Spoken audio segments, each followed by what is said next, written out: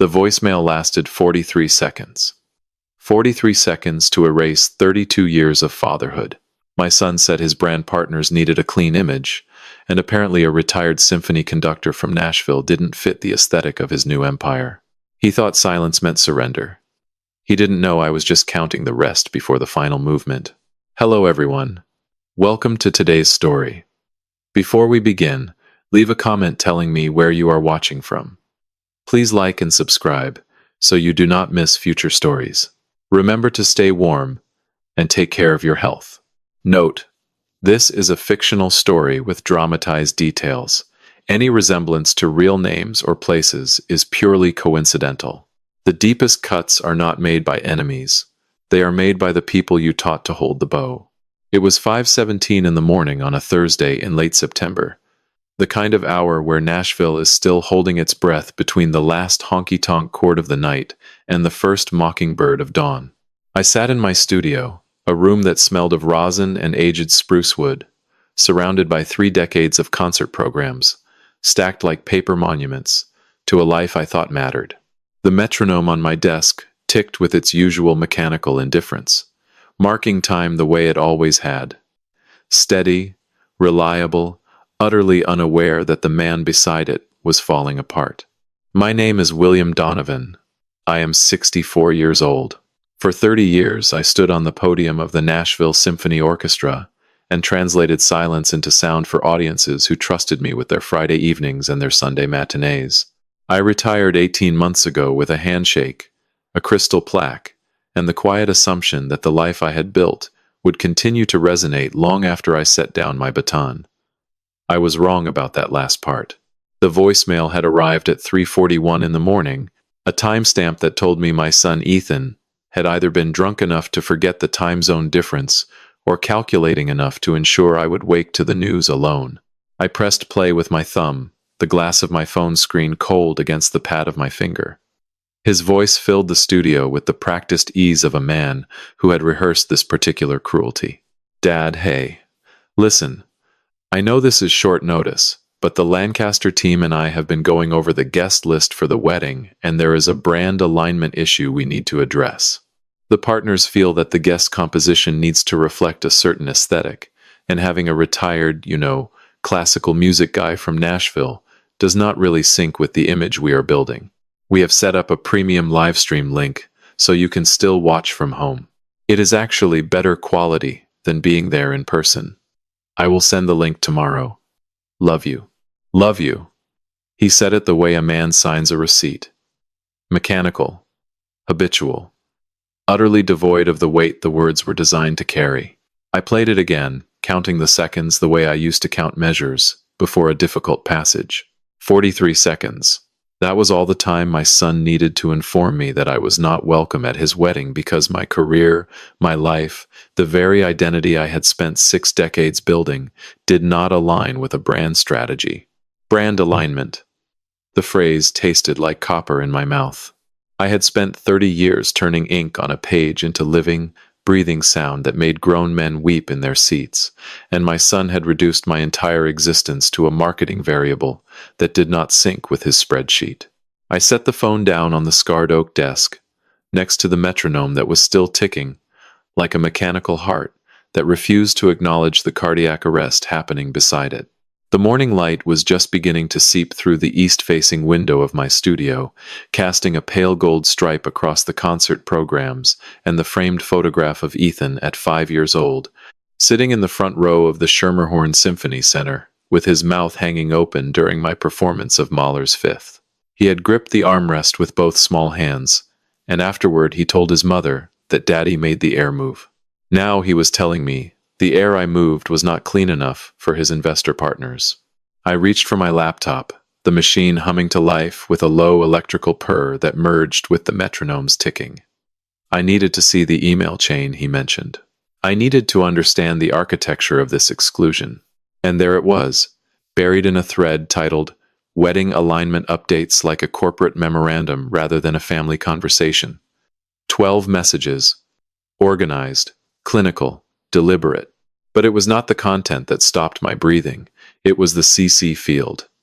There, Nestled between a Lancaster family coordinator and someone called brand integration lead was my daughter's email address. Rosemary Donovan. Rosie. My 27-year-old, the one who still called me Pops on Sundays, the one who taught music to fourth graders in Memphis because she said she wanted to give kids what I gave her. I clicked on her reply. The timestamp showed she had responded 6 days before the voicemail ever reached me. 6 days of silence. 6 days of knowing her father was being erased from the most important day of her brother's life. Her message was 4 words long. I think it is best for everyone, Ethan. 4 words. A daughter's entire betrayal compressed into a single measure of text. I stared at those words until the screen blurred, until the metronome's ticking sounded less like a heartbeat and more like a countdown. My daughter had signed my silence, before I even knew I was supposed to be quiet. I scrolled further down the thread, my fingers moving with the mechanical precision of a man dissecting a cadaver he once loved. Below Rosie's 4-word betrayal was a document attachment labeled NDAR, Donovan Confidential. My daughter had not just known. She had signed a legal agreement to keep my erasure a secret. The non-disclosure agreement was dated 3 weeks prior, notarized, and accompanied by a wire transfer confirmation of $12,000 to an account in Memphis. $12,000. That was the price of a daughter's silence. Less than the cost of a decent cello. I leaned back in my chair, the aged leather creaking beneath me like a moan. The studio suddenly felt different. The shelves lined with vinyl recordings of my performances. The framed letters from guest soloists. The yellowed concert programs from 1989 when I first took the podium in Nashville. All of it looked like evidence in a museum dedicated to a man who no longer existed. I was surrounded by the artifacts of a life my children had collectively decided was not worth preserving in person. The metronome ticked. I let it. There was something grotesquely comforting about its indifference. Then my eyes moved to the shelf above the fireplace mantel. The glass case that had held my most prized possession for 40 years. The case was shut. The latch was secure. But even from across the room I could see the velvet interior reflected in the glass, and the reflection showed nothing but empty blue fabric shaped around an absence. I crossed the room in 4 strides, my bare feet cold against the hardwood floor. I unlatched the case with fingers that had suddenly forgotten how to remain steady. The hinges opened with the same smooth silence they always had. Inside, the custom-molded velvet cradle still held the perfect impression of the baton, every curve and taper preserved in the fabric like a death mask. But the ivory was gone. The baton that Leonard Bernstein placed in my hands on the evening of November 14, 1986, after my debut conducting Beethoven's 7th with the New York Youth Orchestra, was gone. I remember the weight of his grip on my shoulder, the smell of his cologne mixing with the backstage dust, and the gravely warmth of his voice when he said, "You have the hands of a listener, William. Most conductors have the hands of a dictator. Keep listening." He pressed the ivory baton into my palm, and I carried that weight for 40 years like a compass needle pointing toward true north. And now the case held nothing but a slip of paper. A printed receipt from a consignment auction house in Manhattan, dated 11 days ago. The item description read, "Vintage ivory conductor's baton. Provenance unverified. Private buyer. Dubai, United Arab Emirates. Final price, $8,500. $8,500. 40 years of artistic lineage, a mentor's blessing, the physical proof that I had once been worthy of greatness, liquidated for less than a used sedan. And I knew, with the cold certainty of a man who has spent his life reading the intentions hidden between musical notes, exactly whose hands had carried it out the door. Ethan had visited 3 weeks ago, a Sunday afternoon. He said he wanted to pick up old photos for the wedding slideshow. I had made him lunch, grilled cheese and tomato soup the way he liked it as a boy, and left him alone in the studio while I ran to the hardware store for shelf brackets. 45 minutes. That was all the time he needed to auction 4 decades of my identity. I stood there holding the empty case, the velvet cool against my fingertips, and felt something I had not felt in 30 years of conducting. A rest. Not the musical kind, where silence serves the composition and leads gracefully to the next phrase. This was the other kind. The kind that means the music has stopped entirely and may never return. Have you ever held the exact shape of something stolen from you? The velvet still remembered. My hands still remembered. But the object that connected those two memories was currently in a shipping container somewhere over the Atlantic, heading toward a glass case in Dubai where it would sit as a curiosity rather than a legacy. A conversation piece for a man who never heard Bernstein's voice crack with emotion when he said the word listen. I closed the case with a deliberate, final click. The sound echoed through the studio like a period at the end of a sentence I never wanted to write. I looked at the metronome, still ticking, still indifferent, still marking time as if time itself had not just been fundamentally violated. I did not cry. Conductors do not cry on the podium. We hold the tension. We carry the weight of 80 musicians and 2,000 audience members on the tip of a wooden stick, and we do not let the tremor show. But I felt it. A vibration deep in the chest wall, below the sternum, where the diaphragm meets the rib cage. The exact spot where grief and fury share a resonance frequency. I walked to my desk and picked up my car keys. The metal was cold, grounding, real. I looked at the trust fund documents sitting in my filing cabinet, the ones I had signed when Ethan was 5 years old, back when he still believed his father could make the air move. $200,000. 30 years of compound interest on a father's love, sitting in an escrow account waiting for a son who had just proven he deserved none of it. I was not going to wind the clock back. I was going to stop the music entirely. And the first note to die would be the one that cost $200,000. The bank opened at 8:30. I had 3 hours to compose my silence into something devastating. A fermata in music means to hold, to suspend time until the conductor decides to release. I had been holding my breath for 32 years of fatherhood. It was time to let go. The drive from my house in Sylvan Park to the First Tennessee Bank on West End Avenue usually takes 11 minutes. That Thursday morning, it took 9 because I hit every green light as if the city itself was clearing a path for what I was about to do. Nashville was still waking up around me, the smell of fresh coffee and diesel exhaust drifting through my cracked window as I passed the row of music studios on Music Row, their neon signs dark and sleeping. I had driven this route 1,000 times on my way to rehearsals, passing the same brick facades and vintage record shops without a second thought. But today, every landmark felt like a mile marker on a road I was never going to travel again. I pulled into the parking lot at 8:27, 3 minutes before the doors opened. The building was a squat, modern structure with tinted glass that reflected the pewter morning sky. I sat in my car with the engine idling, the leather steering wheel smooth under my palms, and watched a security guard flip the deadbolt from inside. The click was audible even through my closed windows. It sounded like a starting pistol. Carlos Vega was already at his desk when I walked in. He was a man of precise rituals, always the first manager on the floor, always with a cup of black coffee, positioned exactly 2 inches from the edge of his leather desk pad. I had known Carlos for 23 years. He handled my mortgage, my retirement accounts, and the trust fund I had established for Ethan when the boy was 5 years old, and still believed his father could do no wrong. Carlos looked up from his monitor, his dark eyes registering surprise at my early arrival, and something else, concern, at whatever he saw in my face. William.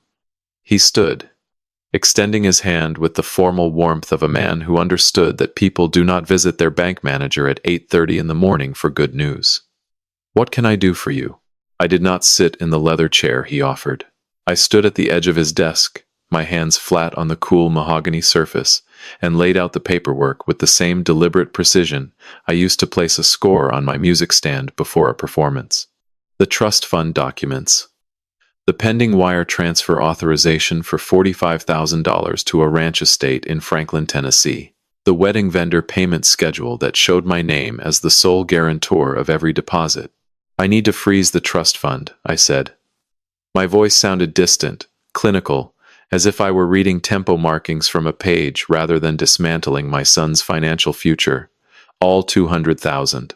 and I need to cancel the wire transfer to the Franklin venue today. Carlos sat back slowly, the springs of his chair letting out a soft metallic groan.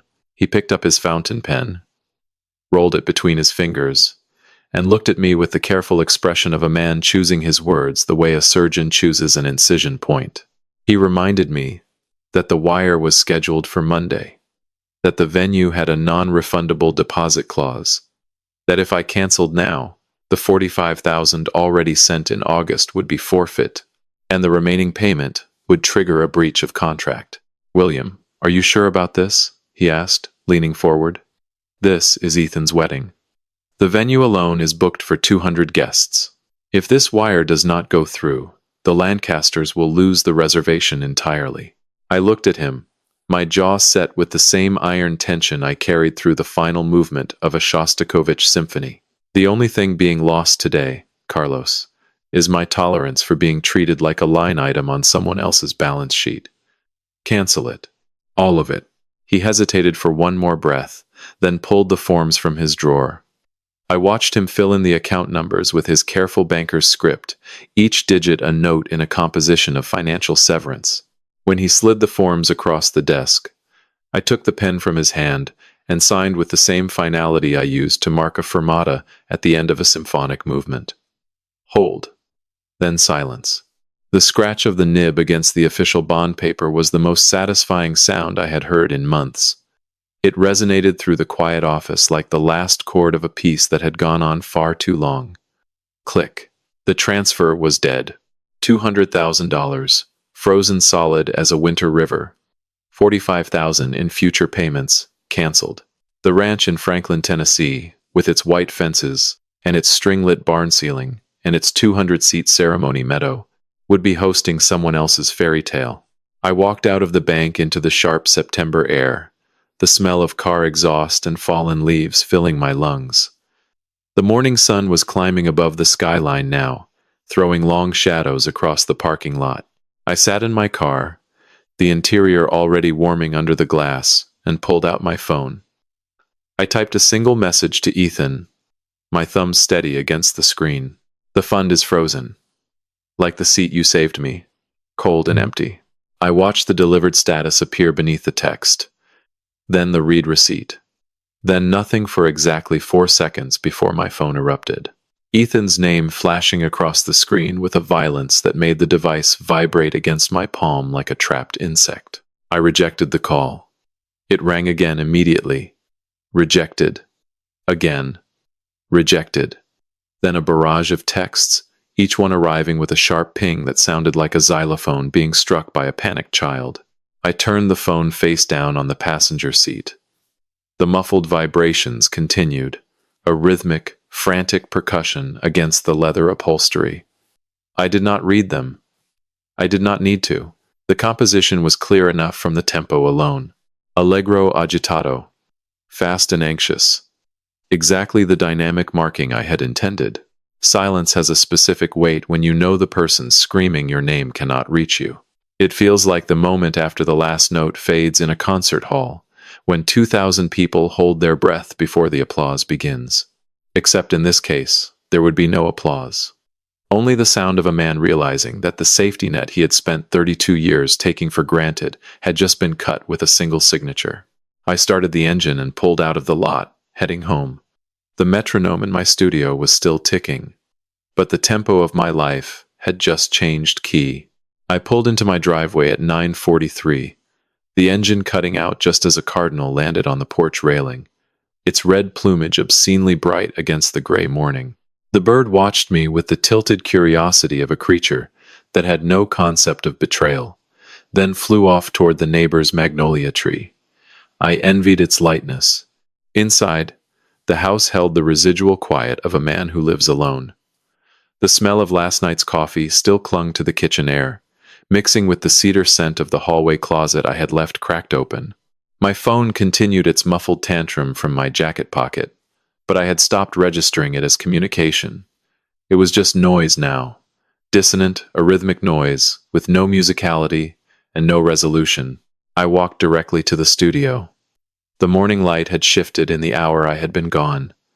moving from the east window to the skylight, filling the room with a diffused golden warmth that illuminated every surface. The glass case on the shelf above the mantel caught the light and threw a small prism against the wall, a rainbow dancing over the space where the baton used to rest. Even the physics of light was mocking the absence. I opened the case again. I needed to see it a second time. I needed the emptiness to register not as a shock, but as a fact. The velvet cradle stared back at me, blue and hollow, shaped perfectly around a ghost. I picked up the auction receipt and read it again, slowly, the way one reads a death certificate to make sure the name is correct. Manhattan Prestige Consignment. Item 472. Conductor's baton. Ivory with silver ferrule. Approximate era 1980s. Provenance unverified. Sold to private buyer. Dubai, United Arab Emirates. Final hammer price. $8,500. Commission to consignor. $6,800 after house fees. $6,800. That was what Ethan actually pocketed. Less than my monthly pension check. Less than the cost of the catering deposit I had already paid for his rehearsal dinner. He had sold the physical proof of my artistic lineage for an amount that would not cover a weekend in the city where his wedding was supposed to take place. But it was the phrase provenance unverified that burned the deepest. Provenance unverified. I could verify that provenance with my own skin cells. I could verify it with the photograph hanging 3 feet from where I stood, the one showing a 28-year-old version of myself standing backstage at Lincoln Center, sweat-soaked and trembling, while Leonard Bernstein pressed a cylinder of ivory into my open palm. The photograph caught the exact moment of transfer, Bernstein's thick fingers releasing, mine closing around the weight, both of us smiling with the specific joy of a torch being passed in the dark. November 14th, 1986. I can still smell the backstage at Avery Fisher Hall if I close my eyes. Dust, velvet, brass polish, and the faint chemical sweetness of stage makeup.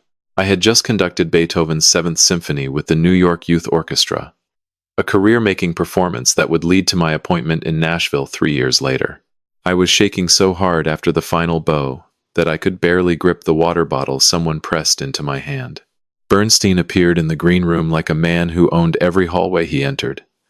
He was shorter than I expected, thick-bodied, with eyes that moved faster than his words. The room cleared around him instinctively, musicians pressing themselves against the walls like iron filings responding to a magnet. He walked directly to me, his hand finding my shoulder with a grip that was simultaneously gentle and absolute. "You have the hands of a listener, William," he said, and his voice was rougher than it sounded on his recordings, raw from a lifetime of shouting over orchestras. "Most conductors have the hands of a dictator. Keep listening. The music will tell you everything you need to know about the people playing it." Then he pulled the baton from his inside jacket pocket, the ivory catching the fluorescent backstage light, and placed it in my palm. The weight was surprising, heavier than it looked, warm from his body heat. "This one is retired," he said with a wink. "Like me. Give it a better second act than I managed." My father was in the audience that night. Gerald Donovan, a pipe fitter from Antioch, Tennessee, who had driven 12 hours in a borrowed van to watch his son stand in front of 70 musicians in New York City. He never said much about music. He did not have the vocabulary for it. But after the concert, standing in the cold outside Lincoln Center, with his breath-making clouds in the November air, he put his calloused hand on my shoulder and said, "I did not understand a single note, Billy, but I understood that you were the one making it happen. That is enough for me." He died 7 years later. Heart failure.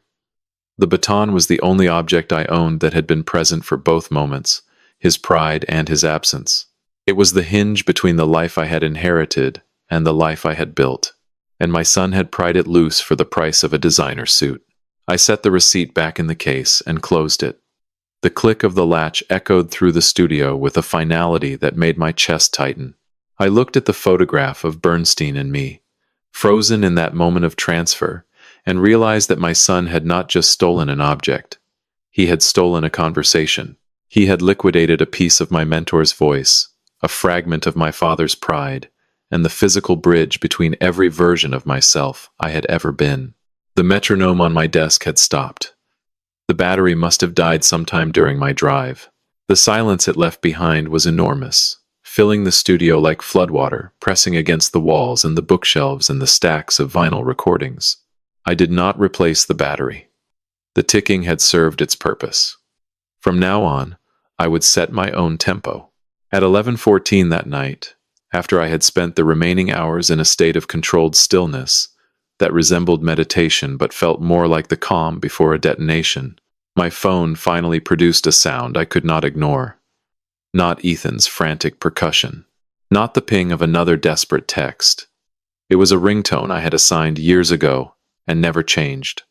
Claire de Lune, Debussy, Rosie's ringtone. I looked at her name glowing on the screen and felt the dissonance before she even spoke. In music, dissonance is when two notes collide and refuse to resolve. My daughter's voice on the phone that night was the most dissonant chord I had ever heard, and she was about to tell me she had helped tune the instrument that played it. I answered without a greeting. I let the hollow acoustics of my studio do the talking, the way a rest in a musical score speaks louder than the notes surrounding it.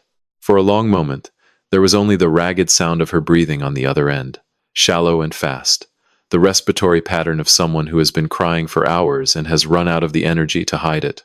Dad. Her voice was small, smaller than I had heard it since she was 9 years old, and broke her wrist falling off the backyard swing set. Ethan called me. He said you froze everything. He said you found the emails. Dad, please, you have to let me explain. Then come explain, I said. The door is unlocked. She arrived 23 minutes later. I know because I counted the seconds the way I count beats in a measure, each one a precise unit of anticipation building toward a downbeat I was not sure I wanted to hear. The headlights swept across my living room wall first, then the engine died, and then there was the sound of her car door and her boots on the gravel path, each footstep landing with the hesitant rhythm of someone approaching a stage they know they do not deserve to stand on. Rosie Donovan stood in my doorway looking like a woman who had been disassembled by guilt and hastily reassembled in the wrong order. Her dark hair was pulled back in a knot that was coming undone on one side, and her coat was buttoned wrong, one hole off center, giving her silhouette a lopsided quality that made my chest ache. She was 27 years old, a music teacher who spent her days teaching children to find middle C, and right now she could not even find her own center of gravity. I did not hug her. I did not offer coffee. I stepped aside and let her pass into the hallway, where the smell of cedar and old sheet music wrapped around both of us like a familiar ghost. We migrated to the kitchen without speaking, the linoleum floor cold beneath our feet, the overhead light casting everything in a flat, unforgiving white. She sat at the table, her hands folded on the surface, trembling with a fine motor vibration that reminded me of a violin string wound too tight. Start from the beginning, I said. I remained standing, my back against the counter, my arms crossed. And do not edit for my comfort. She started with the money. 3 months ago, Ethan had called her with what she described as an opportunity. He said the Lancaster family required all immediate relatives to sign confidentiality agreements regarding the wedding logistics, that it was standard practice for high-profile families. The NDA came with a compensation fee, $12,000. She said it so quickly it sounded rehearsed, as if she had been practicing this confession in her rearview mirror on the drive over. I was behind on my car payments, Dad, she whispered, her eyes fixed on her own knuckles. 3 months behind. They were going to repossess the Honda. Ethan said it was just a formality. He said you already knew about the guest list changes, and you were fine with it. He told you I was fine with being deleted from my own son's wedding, I repeated, my voice flat. She flinched. He said you preferred to watch from home, that your back was bad, and you did not want to travel. I believed him because I wanted to believe him. Then she told me about the baton. The Sunday afternoon Ethan visited for the photos. He had called Rosie first, asking her to confirm that I still kept the studio unlocked when I was home. She had mentioned, casually, innocently, that I was planning to go to the hardware store that afternoon. Ethan had timed his visit around her information. She had not known what he intended to take, but she had given him the window. "I did not know about the baton until last week," she said, her voice cracking along the fault line of the lie she was trying to separate from the truth. "He showed me a picture of it in the auction catalog. He said it was his to sell, because you had promised it to him years ago. He called it a passing of the torch. A passing of the torch." The phrase landed in my stomach like a stone dropped into still water. Ethan had not just stolen the baton. He had rewritten the narrative of its transfer. He had told the Lancaster family that his father, in a gesture of dynastic pride, had ceremonially gifted the baton to his eldest son as a blessing for the new chapter. He had turned my theft into his mythology. "He told them you gave it to him willingly, Dad," Rosie continued, her voice barely audible now. "He showed them the photo of you and Bernstein backstage, said it proved the lineage. The Lancaster family loved it. They said it showed old money values." Old money values.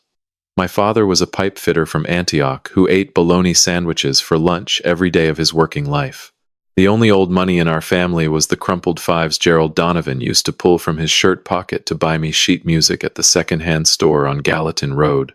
And my son had converted that legacy into a prop for his aristocratic theater. I looked at Rosie and saw the vacancy behind her guilt, the hollow space where a spine should have been. She was not a villain. She was an instrument that had been played by a more skilled manipulator.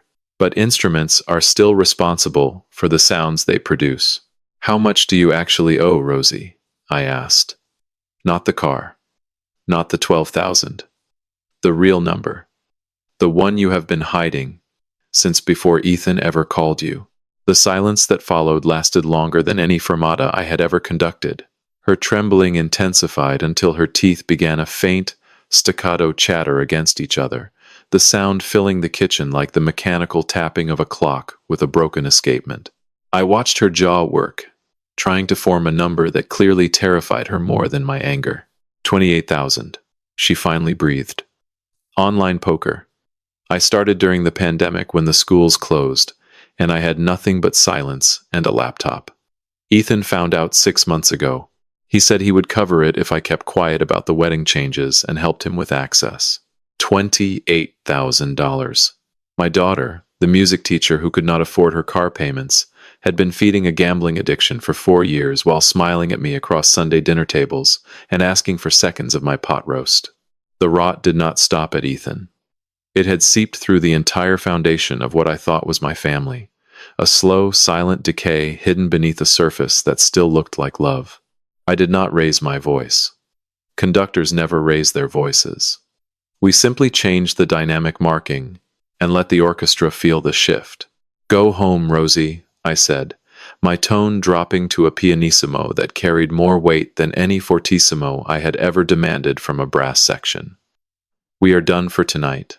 She left without another word, her boots making that same hesitant rhythm on the gravel, each step lighter than the one before, as if guilt were a physical weight being shed with distance. I stood in my kitchen, alone with the flat white light and the smell of cold linoleum, and realized that the dissonance I was hearing would never resolve into a consonant chord. Some collisions do not find harmony. They simply vibrate until the strings break. A crescendo is a controlled increase in volume. Every instrument adds its voice in measured increments, building from a whisper to a roar with mathematical precision. But there is nothing controlled about hearing your own son describe you as a man who no longer exists. That is not a crescendo. That is a detonation. I did not sleep. The night passed in a state of rigid consciousness, my body horizontal on the bed but my mind vertical, racing through the architecture of the betrayal, like a man checking every load-bearing wall in a house he suspects is about to collapse. By 6 in the morning, the pale Tennessee dawn was seeping through the curtains, and I had made my decision. I was not going to wait for Ethan to call. I was going to reach into his carefully curated world and pull out the truth by its roots. I used the landline, the old rotary-style phone that sat on my studio desk, a relic I kept because the weight of the receiver in my hand always grounded me before difficult conversations. The plastic was cool against my ear, the coiled cord hanging in a lazy spiral as I dialed Ethan's number from memory. The international ringtone pulsed 3 times before the connection clicked, and the background noise told me everything I needed to know. The hum of an open-plan office, the clatter of keyboards, the distant, performative laughter of people who measure their worth in quarterly projections. Dad. Ethan's voice was bright, not nervous, not apologetic. Bright. The voice of a man who had already rehearsed his talking points and was confident in the narrative he had built. I figured you would call. Listen, I know the fund freeze was an emotional reaction, but we can fix this. The Lancasters have a financial mediation team who can walk you through the fix this. I am not calling about the fund, Ethan, I said, my voice dropping into the register I used when a brass section was playing too loudly and needed to be reminded who held the baton. I am calling about the story you told the Lancaster family regarding my mental health. The silence that followed was 3 beats long. In music, 3 beats of silence after a forte passage creates the maximum psychological tension for the listener. I counted them. 1, 2, 3. Who told you about that? He said. It was not a question. It was an accusation, and the brightness was gone from his voice like a spotlight being killed. It does not matter who told me. What matters is that you informed your future in-laws that your father is estranged and mentally unstable. That you described a man who conducted Mahler's second from memory 6 months ago as someone who cannot be trusted in a social setting. He recovered quickly. I will give him that. The boy had always been fast on his feet, even as a teenager arguing his way out of curfew violations with the rhetorical precision of a courtroom attorney. He did not deny it. Instead, he reframed it with a slickness that made my stomach turn. It was a simplification, Dad. The Lancasters are conservative, traditional. They do not understand the concept of a dad who just does not fit the vibe. So I gave them a reason they could process without asking follow-up questions. It was actually a kindness. It protected you from having to explain yourself. You told people I am losing my mind to protect me, I repeated, letting the absurdity of the statement hang in the air like a dissonant chord begging for resolution. The brand has certain expectations, Dad. The Lancaster Music Group is not just a family. It is a publicly traded entity, with shareholders and image consultants. Having a retired classical conductor show up in a flannel shirt and talk about Shostakovich at the reception would have created a narrative dissonance I almost laughed. My son was using musical terminology to justify the assassination of my character. Tell me about the $200,000, Ethan. Another silence. Longer this time. 5 beats. I heard him move. The sound of a chair rolling back. Footsteps on a hard floor. A door closing. He was leaving the open office. Finding privacy for the part of the conversation he knew he could not perform in public. The money is invested, he said finally, his voice lower now, compressed, stripped of its performance sheen. I put it into Lancaster Music Group shares, pre-IPO. Once the company goes public next quarter, that $200,000 becomes $800,000. It is not gone, Dad. It is working. You took money designated for your wedding and used it to buy shares in your father-in-law's company, I said, each word landing with the deliberate weight of a timpani stroke. Money I gave you for a venue, for catering, for flowers. And you funneled it into an investment you never told me about. It is an investment in our future, he snapped, the first crack appearing in his composure. Once I am a Lancaster, this is pocket change. You do not understand the scale of what I am building here.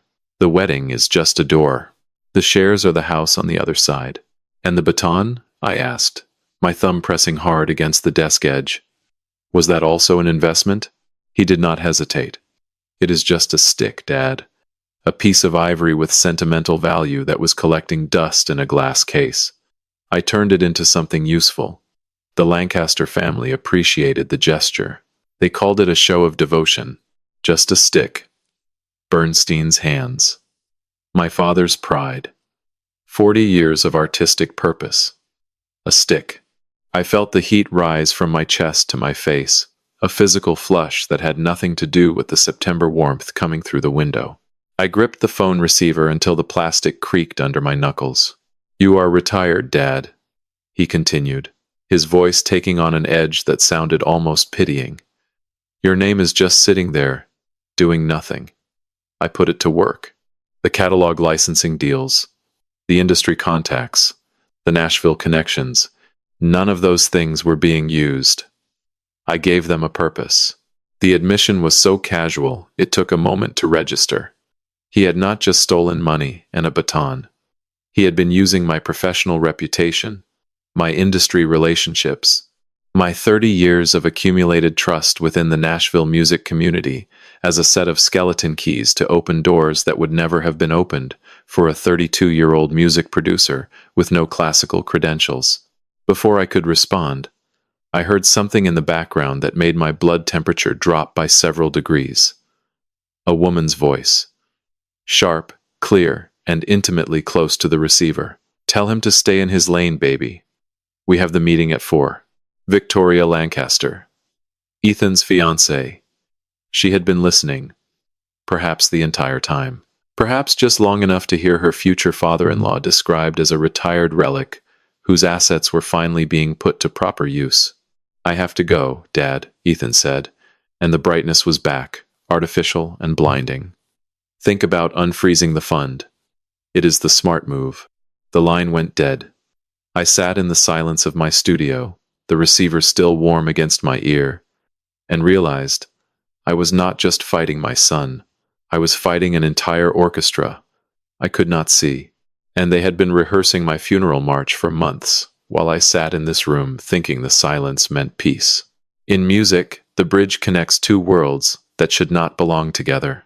It is the passage between verse and chorus, between tension and release, the architectural span that allows the listener to cross from one emotional landscape to another without falling into the void between them. Margaret Chen walked into my life that Friday afternoon carrying 2 cups of Earl Grey tea and a manila folder that connected every lie my son had ever told into a single, devastating score. I had not left the house since the phone call with Ethan. 2 days of silence, broken only by the intermittent buzz of my phone and the creak of the floorboards as I paced between the studio and the kitchen. The October air outside was doing its usual Tennessee trick, warm during the day and cold the moment the sun dipped below the tree line, creating a perpetual atmosphere of transition. I was standing at my kitchen window watching a squirrel negotiate the power line when Margaret's gray Volvo pulled into my driveway, with the quiet confidence of a woman who had already decided she was not leaving without being heard. Margaret Chen had been concertmaster of the Nashville Symphony for 25 years, occupying the first chair violin with the same regal stillness she brought to everything in her life. We had spent a quarter century in the same rehearsal rooms, communicating through glances and subtle nods, building musical architecture together, without needing to speak. She retired 2 years before I did, and in the 18 months since, our friendship had settled into a comfortable rhythm of occasional lunches and long phone calls about the declining state of classical music education.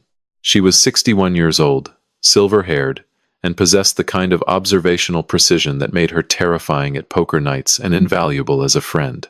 "You look like a man who has been conducting a funeral in an empty hall," she said, handing me the paper cup as she stepped past me into the kitchen.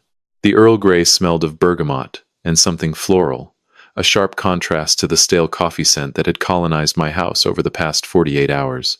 "I have been reviewing the program notes for my own burial," I replied, accepting the tea. "It appears my son has been writing the arrangements for some time." She did not laugh. She did not offer platitudes about family being complicated or sons growing out of difficult phases. She simply set her own cup on the counter, opened the manila folder, and spread its contents across my kitchen table with the efficiency of a surgeon laying out instruments before an operation. "I was not going to show you this until I had more context," she said, her voice dropping into the measured tone she used during difficult rehearsal notes. "But after what you told me on the phone yesterday about the trust fund and the baton, I realized waiting was no longer an option." The folder contained printed emails, 14 of them, spanning the past 3 months. Each one was a communication between Ethan and various members of the Nashville Symphony Administrative Board sent from a professional email address that identified him as a representative of the Donovan estate. He had been inquiring about my pension structure, my retirement benefits, my accumulated performance royalties, and most critically, the licensing status of the Nashville Symphony's recorded catalog. From the years 1992 through 2023. My years. He contacted the board chair directly, Margaret explained, her fingertip tracing the header of the most recent email. Claimed he was helping you organize your estate planning, asked very specific questions about whether the performance recordings could be transferred or licensed to a third party. The board assumed it was legitimate because he used your name. I read the emails slowly, feeling each one land in my chest like a mallet striking a bass drum. Ethan had been methodical. His inquiries escalated from general pension questions in July to specific catalog licensing proposals in September, each one referencing my father's wishes and the Donovan family's interest in preserving musical legacy through strategic partnerships. The partner he kept mentioning was Lancaster Music Group. He was brokering a deal to sell my life's work to the very empire he was trying to marry into, using my name as the authorization he never had. They are not just stealing your money, Bill, Margaret said, her eyes meeting mine across the table with a gravity that made the kitchen feel smaller. They are stealing the music. Every piece you conducted for 30 years, every recording, every live performance archive. They want to own the masters, and your son has been handing them the keys. I sat down. The chair scraped against the linoleum with a harsh sound that seemed to punctuate her statement. 30 years of performances. Hundreds of recordings. Brahms, Beethoven, Mahler, Stravinsky, Copland. Every Friday night, every Sunday matinee, every guest soloist collaboration, every educational concert for school children. The sonic history of my career was being negotiated away in emails I had never seen, authorized by a signature I had never given. Margaret reached across the table and covered my hand with hers. Her fingers were calloused from decades of violin strings, rough and warm and steady. I know this weight, she said quietly. After David died, my son tried to claim the house before the funeral flowers had wilted. Filed papers, saying I was too grief-stricken to manage my own affairs. It took me 8 months and a very expensive lawyer to prove I was still the woman who held first chair for 25 years. She told me about the legal battle, the humiliation of having her competence questioned by the child she had raised, the cold morning she found a for sale sign on her own lawn that her son had planted while she was at a doctor's appointment. Her voice remained steady throughout, the voice of a woman who had already passed through the fire and emerged with her posture intact. It was not sympathy she was offering. It was a map of the terrain I was about to cross. You are not alone in this, Bill, she said, squeezing my hand once before releasing it. And you are not crazy. You are not unstable. You are a man whose children mistook generosity for weakness. Do not let them rewrite the score. I looked at her, at the evidence spread across my table, at the quiet certainty in her eyes, and felt something shift in my chest. Not warmth exactly. Something harder. Something with edges. A resolve that had been building since the voicemail, but had not yet found its shape. Margaret had just given it a frame. I was about to thank her when my phone buzzed against the countertop. Not Ethan's frantic rhythm. Not Rosie's Debussy ringtone. A number with an Atlanta area code that I had not seen on my screen in 4 years. My ex-wife had not called me since the divorce was finalized, which meant Ethan had already burned through his second safety net, and the fire was spreading south. Double time in music means the rhythm doubles its pace. Every beat that once held space for breath suddenly demands 2 notes where there was 1. In fraud, double time means the same trick played twice on 2 different victims who were never supposed to compare notes. My ex-wife and I were about to discover we had been robbed at double tempo for months. Margaret had barely pulled out of my driveway when I picked up the phone and dialed the Atlanta number back. The evening air, drifting through the kitchen window, carried the faint smell of someone's bonfire down the street. Smoke and dead leaves, and the distant sound of a dog barking in a yard that was not mine. I listened to the ringtone pulse 4 times before Diane answered, and when she did, the voice I heard was not the sharp, self-possessed woman who had signed our divorce papers with a fountain pen and a steady hand 4 years ago. This voice was frayed at the edges, thinned by something that sounded dangerously close to panic. Frank. She still called me that. The nickname from our early years, before William became the name on concert programs and newspaper reviews. Nobody else in the world called me Frank anymore. I have been trying to reach you for 2 days. Ethan told me you had changed your number. My number has not changed in 11 years, Diane. A pause. I could hear her breathing shift, the sound of a woman recalculating a reality she had built on information that was now revealed to be fabricated. He said you changed it after the divorce. He said, you did not want to hear from me. He gave me an alternate number that never connected. 4 years. My son had kept his parents in separate silos for 4 years by giving his mother a phone number that did not exist. The engineering of that isolation was breathtaking in its simplicity. No hacking, no forged documents, just a wrong number, and the assumption that divorced people would not bother to verify. Tell me why you are calling, Diane, I said, pulling a chair from the kitchen table and sitting down. The wood was cold against my back. Margaret's evidence folder was still spread across the surface, and I found myself staring at Ethan's forged emails while listening to his mother unravel the parallel fraud he had been conducting in Atlanta. Diane started with the story Ethan had sold her.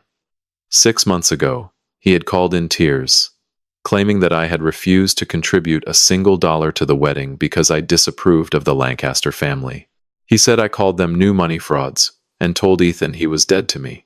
Diane, who had spent our entire marriage believing I was emotionally unavailable, found this narrative entirely plausible. So when Ethan asked for help covering the venue and catering costs that his cruel, stubborn father had abandoned, she opened her checkbook. How much? I asked, though I already knew the answer would make me sick. $85,000. Her voice was barely above a whisper. $45,000 for the venue deposit in August. $25,000 for catering in September. $15,000 for the floral arrangements last week. I closed my eyes. $45,000 for the venue. The exact amount I had sent in August for the exact same deposit. The same venue. The same account number. The same Franklin Ranch with its white fences and string-lit barn ceiling. My son had invoiced both of his parents for the same expense and pocketed the difference. Or rather, he had pocketed all of it, since the venue wire I canceled yesterday had not yet been sent, meaning Diane's $45,000 was the only payment that actually reached the ranch. My own $45,000, sent in August, had gone somewhere else entirely. Lancaster shares, auction fees, silence payments to his sister. Diane, I sent $45,000 in August for that same venue deposit, I said, my voice flat as a horizon line. I sent $25,000 for catering on September 3rd. I sent $15,000 for florals on September 19th. We have been paying for the same wedding twice. The silence on the line was not empty. It was full. Full of the sound of a woman's financial security collapsing in real time. I could hear her breathing become shallow, rapid, the respiratory pattern of someone experiencing the onset of a panic attack. When she finally spoke, her voice had lost all its remaining composure. That is $285,000, Frank. Between the two of us.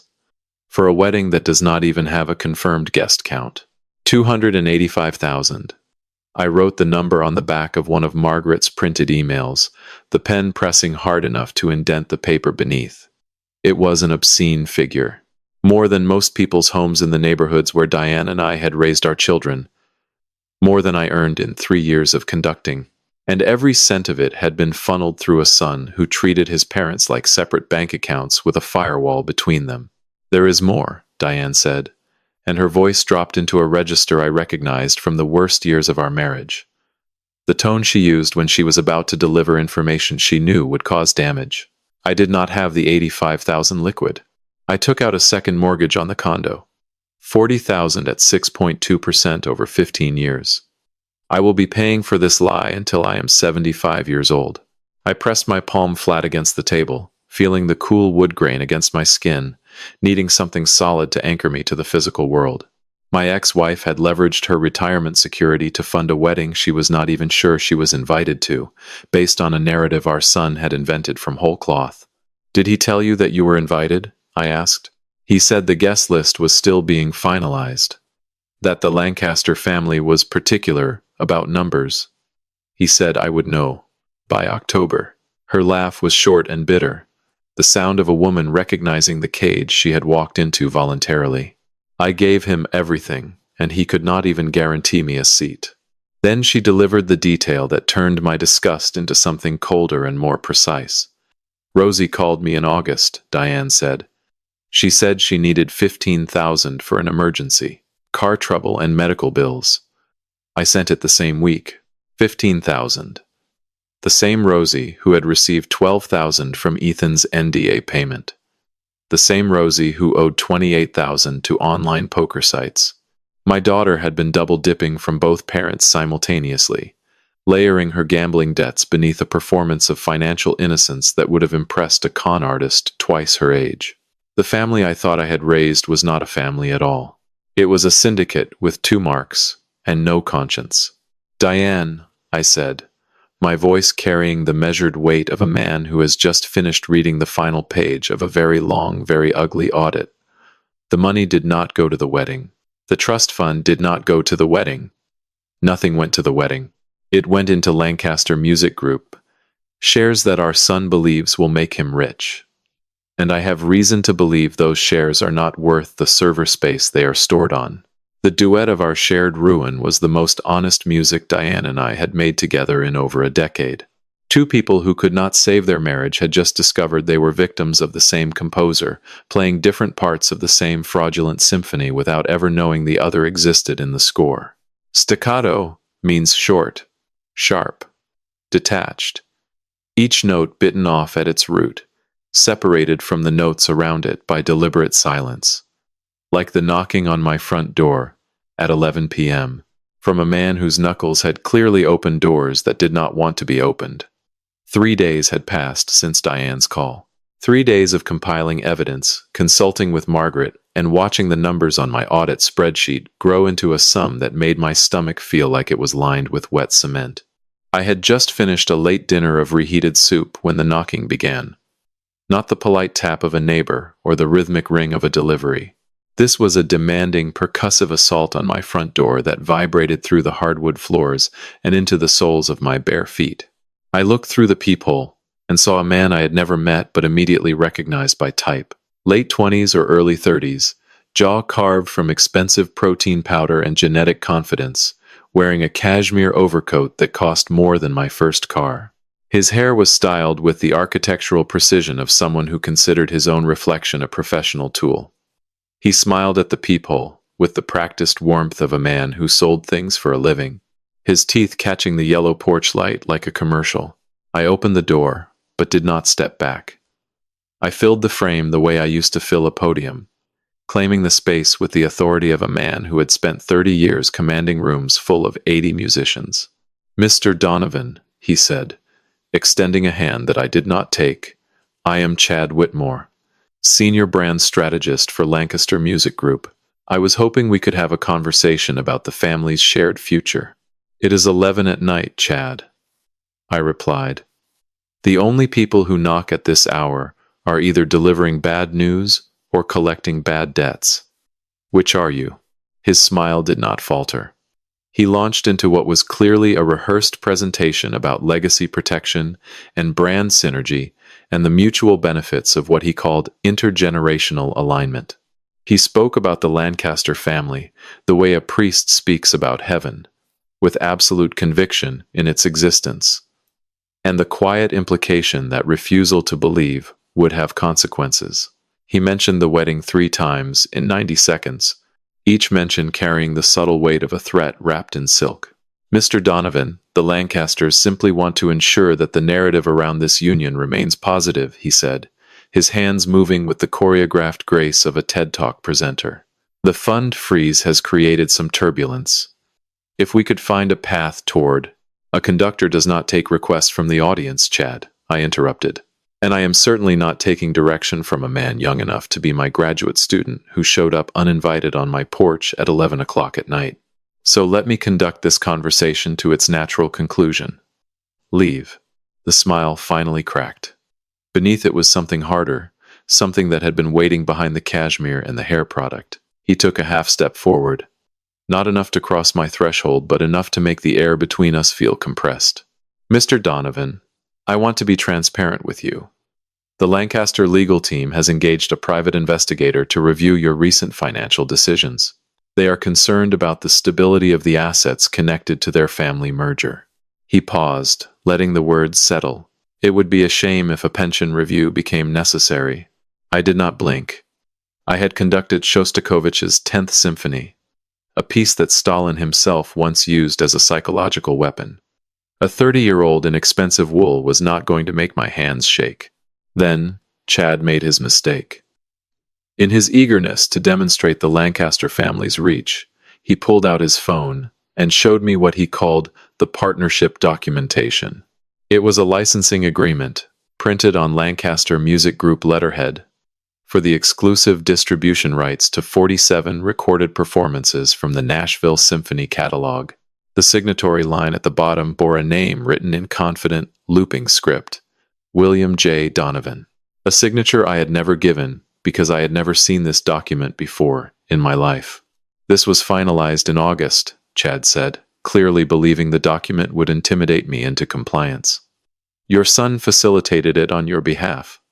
The Lancaster family considers this a binding expression of, my son forged my signature on a legal document, I said, my voice cutting through his sentence like a bow across an open string, and you have just shown me the evidence. Thank you, Chad. Please leave before I call the police. His face underwent a rapid transformation, the confidence draining like water from a cracked glass. He realized, too late, that he had just handed the prosecution its Exhibit A. He retreated down the porch steps with considerably less grace than he had arrived, his expensive shoes scraping against the concrete as he fumbled for his car keys. The engine of his black BMW roared to life, and he was gone, leaving behind nothing but the smell of his cologne and the ghost of a forged signature hanging in my mind like a dissonant chord. I barely had time to close the door before a second set of headlights swept across my living room wall. This vehicle was not a BMW. It was a dented white pickup truck with a missing hubcap and a bumper sticker that read something I could not make out in the dark. The man who stepped out was constructed from entirely different materials than Chad Whitmore. Shorter, thicker, wearing a leather jacket that strained across shoulders built for manual labor or manual intimidation. He smelled of stale cigarettes and engine grease as he approached my still open front door. You Donovan? He asked. His voice was a flat, nasal rasp. Your girl Rosie owes 28 large to some people who do not accept payment plans. She gave this address as her emergency contact. Rosie Donovan is a 27-year-old adult who manages her own debts, I said, keeping my body squared in the doorway. If you are looking for her paycheck, she teaches music at a school in Memphis. This is not a bank. The man, who introduced himself only as Mac, shifted his weight and looked past me into the house with the appraising eyes of someone calculating the resale value of everything visible. He mentioned something about property liens and the fragility of retirement accounts, his tone suggesting these were not hypothetical observations, but practiced threats. I raised my hand and pointed a steady finger at the small black dome above the doorframe.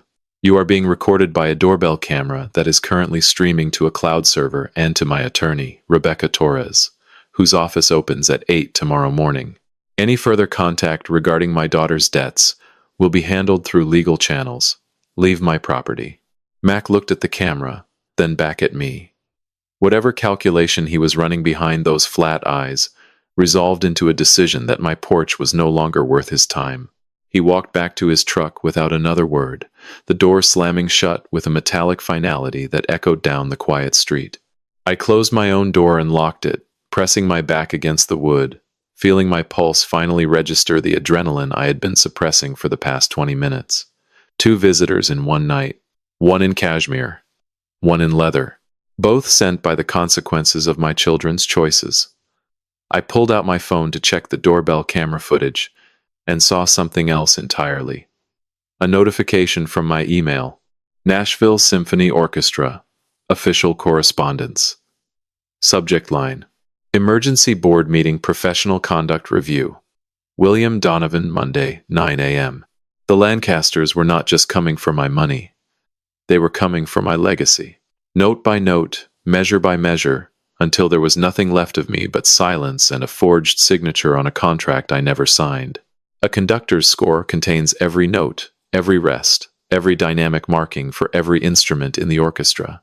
It is the complete blueprint of a composition, every voice accounted for, every silence intentional. I was about to read the complete score of my son's betrayal, and it was written in my own handwriting that he had forged across 3 separate legal documents. The house was finally silent. Mac's truck had disappeared down the street 20 minutes ago, and the neighborhood had returned to its usual nocturnal stillness, broken only by the distant hum of the interstate and the occasional creak of the old Victorian settling into its foundations. I sat at my studio desk, the blue glow of my laptop screen, casting the same ghostly light that had illuminated the faces of 1,000 musicians during late-night score studies. But tonight, the score I was reading was not Beethoven. It was a composition of fraud, written in the key of greed. Chad Whitmore's mistake had given me the thread. One forged licensing agreement.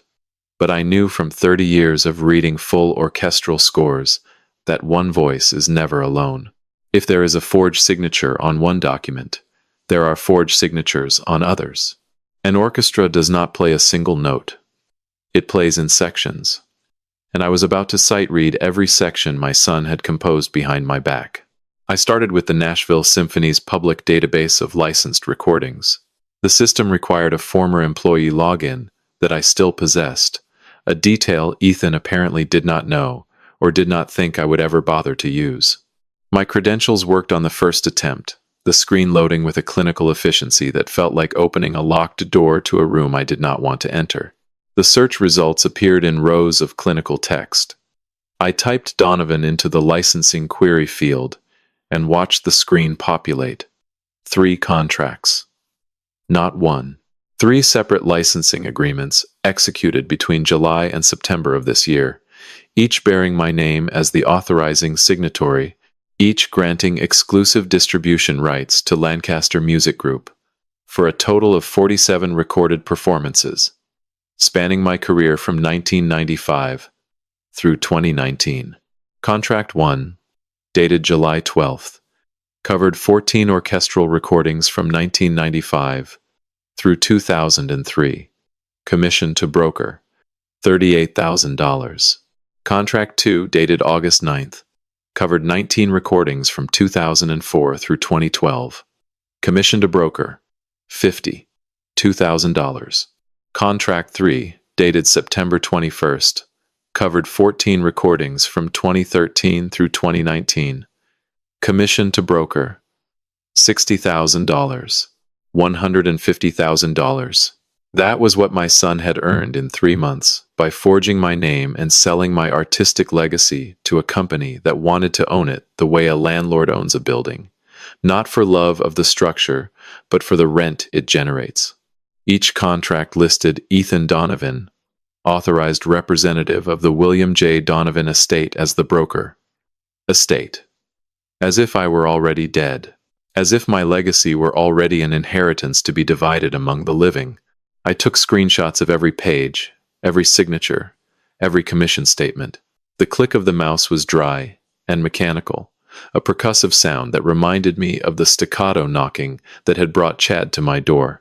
Each click was a note in a composition I was building, a counter-melody to the symphony of lies my son had been conducting for months. Then I turned to Rosie.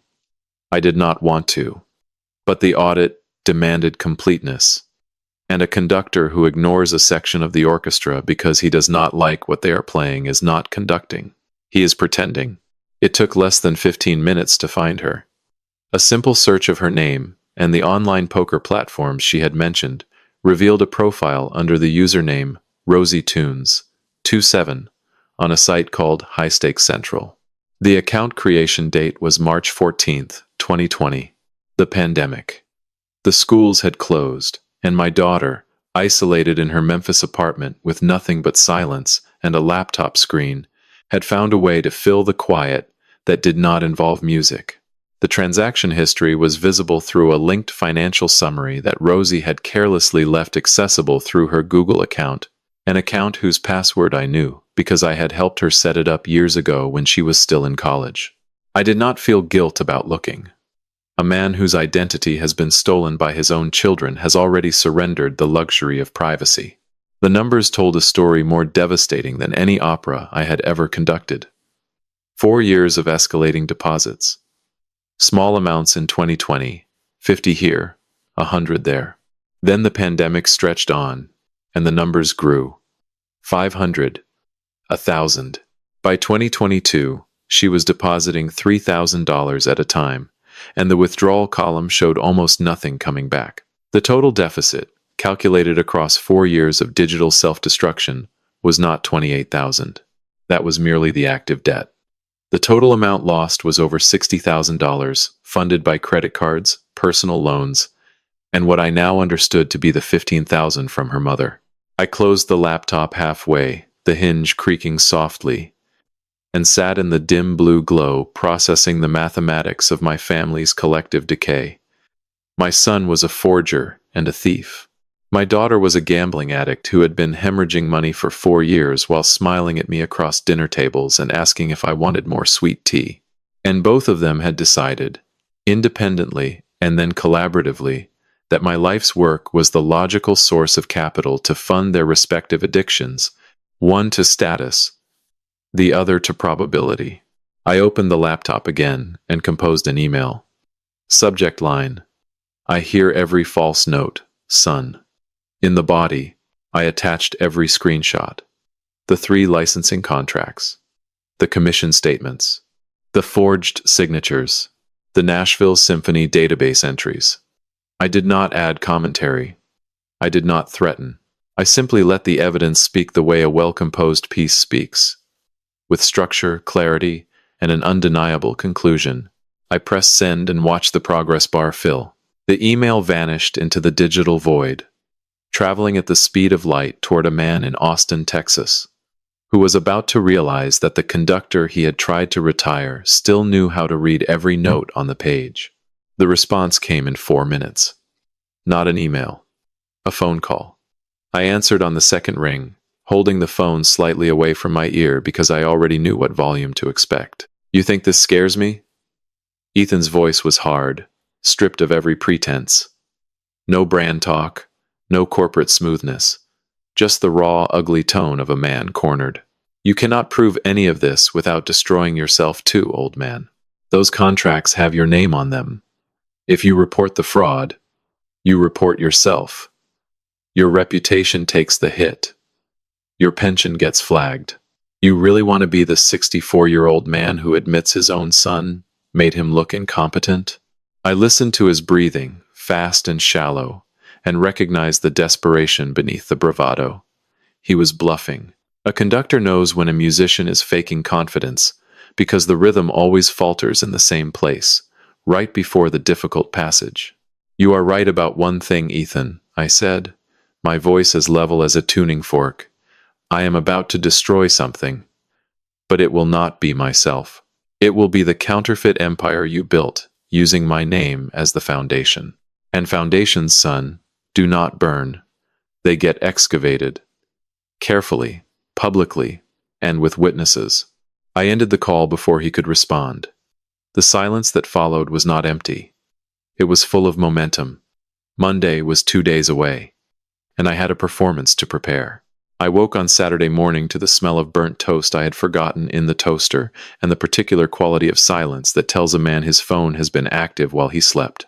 The kind of silence that hums with accumulated notifications, each one a small stone added to a pile that is about to become an avalanche. I reached for the device on my nightstand and saw 47 notifications on my screen, not calls, not texts. Social media alerts from the Nashville Classical Music Forum, a community board I had helped establish, 15 years ago, as a gathering place for local musicians, educators, and patrons. Ethan had made his move while I slept, and he had chosen the one battlefield where my name carried the most weight, knowing that a fire burns hottest when it is set in the place you call home. The post was authored by an account called Concerned Colleague, Nash, and was titled, Regarding the Mental Fitness of William Donovan, a Community Safety Concern. It had been published at 2:14 in the morning, the timestamp of a man running on adrenaline and malice rather than sleep. The text was long, detailed, and devastatingly crafted. It described a pattern of erratic financial behavior, referenced multiple family members who have expressed concern about cognitive decline, and suggested that my recent decisions were evidence of an untreated degenerative condition that poses a risk to any organization still associated with his name. 217 comments. In 6 hours. The Nashville classical music community was small enough that everyone knew my name and large enough that the gossip would reach every concert hall, every music school, and every donor boardroom in the city by Monday morning. Some comments expressed genuine concern.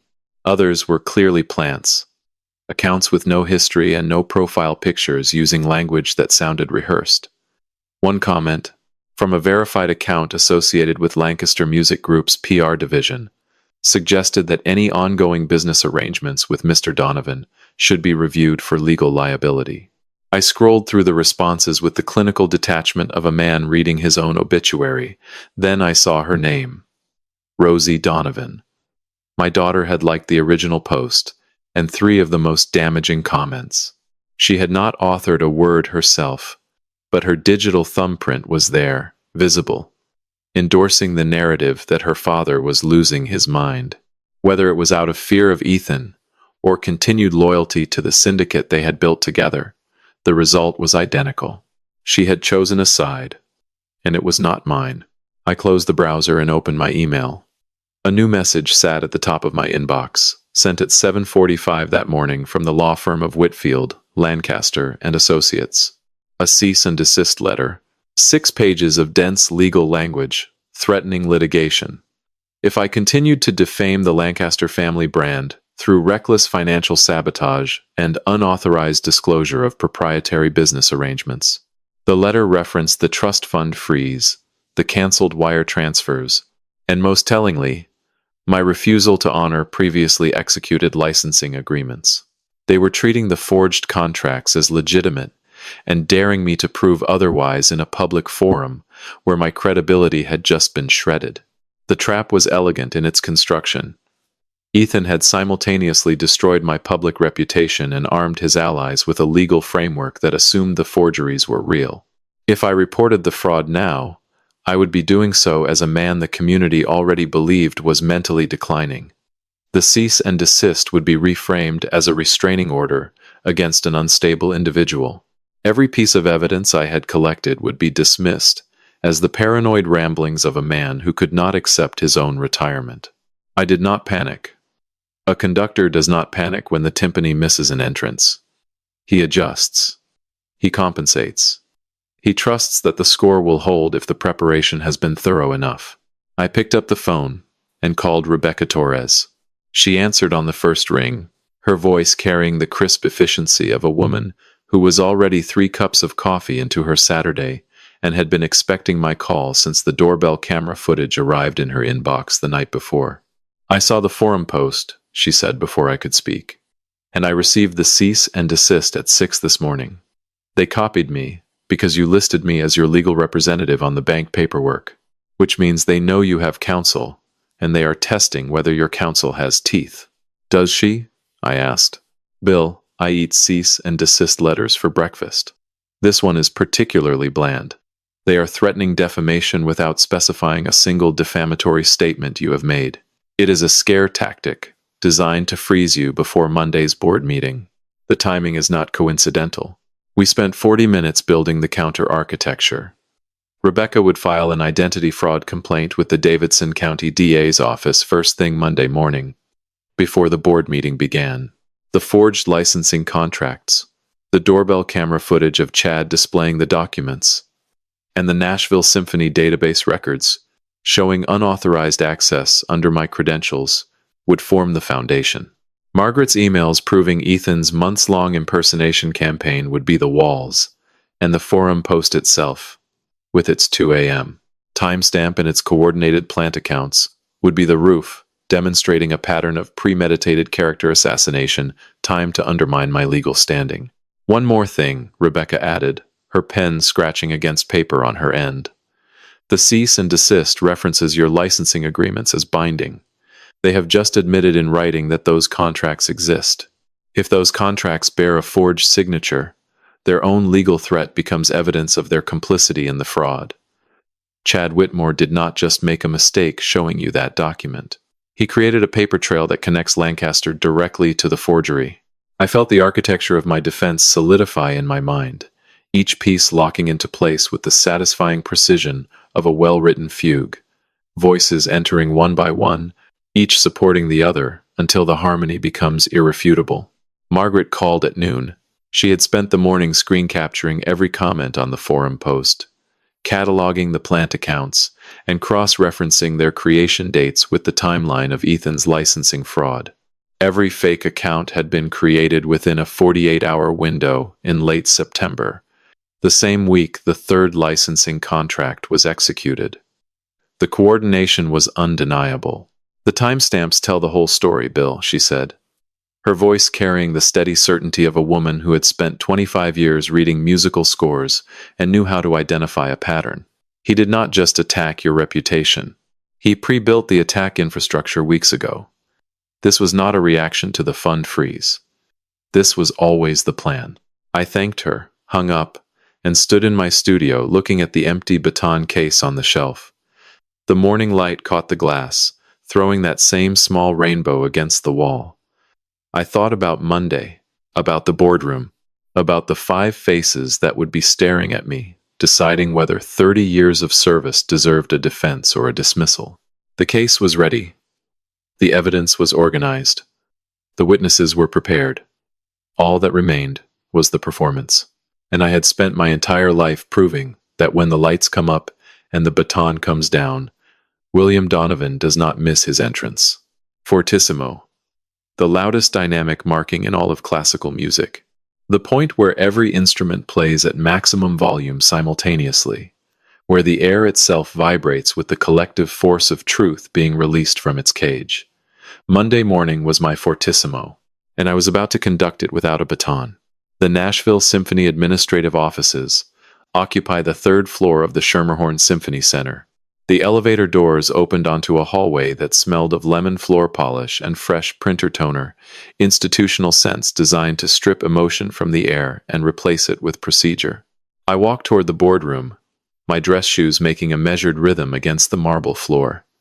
I had chosen my charcoal suit deliberately, the same one I wore for opening night performances. The one that said, "I am not a man who has lost control of anything." The boardroom was long and narrow, with floor-to-ceiling windows overlooking downtown Nashville. 5 chairs were arranged behind a curved mahogany table. The board members were already seated, their faces a collective mask of bureaucratic discomfort. President Howard Marsh, whose silver beard and half-moon spectacles gave him the appearance of a Victorian banker, nodded once as I took my seat at the smaller table facing them, alone, like a soloist preparing for a cadenza. "Mr. Donovan," Marsh began, "this meeting was convened in response to a formal complaint filed by Whitfield, Lancaster, and Associates, alleging conduct unbecoming of a former principal conductor and potential risk to institutional partnerships." He slid a tablet across the table displaying the forum post.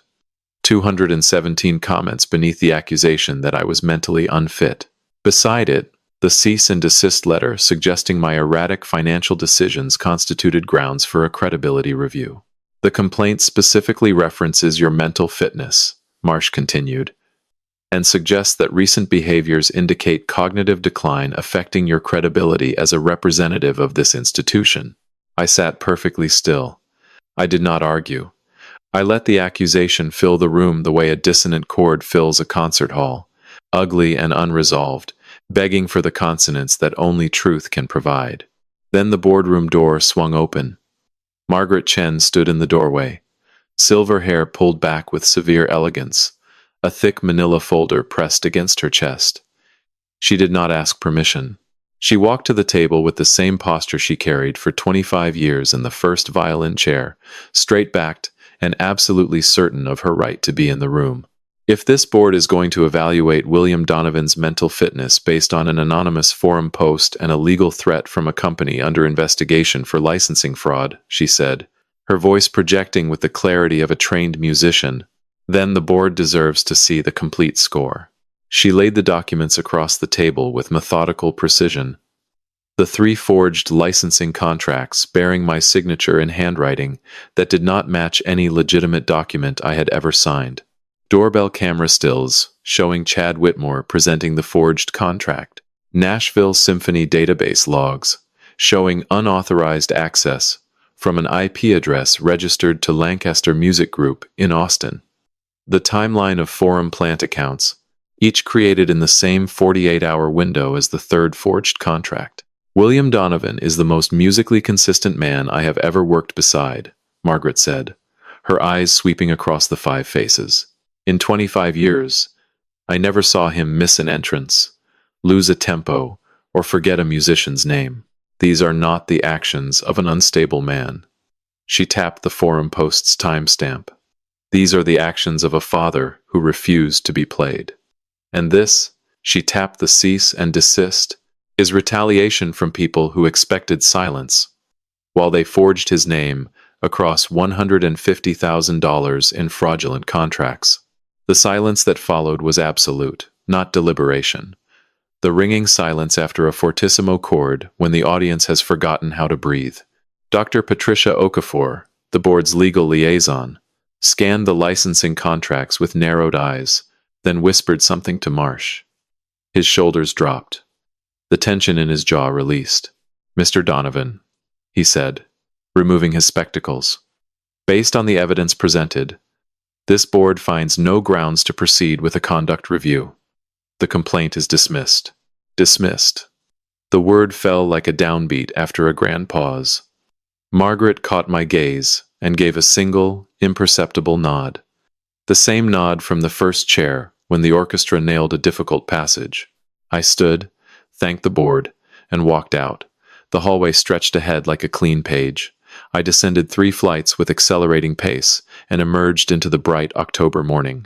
Nashville air hit my face with cool clarity, indifferent to the war fought inside its concert halls.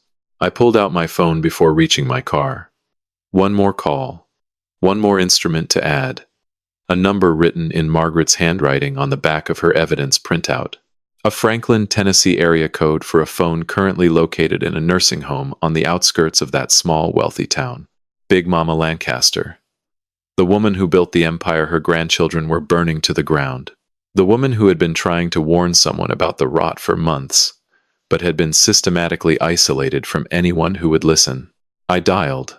The phone rang twice, and when the voice answered, it carried the deep, worn gravity of a woman who had been waiting for exactly this call. "You must be the father."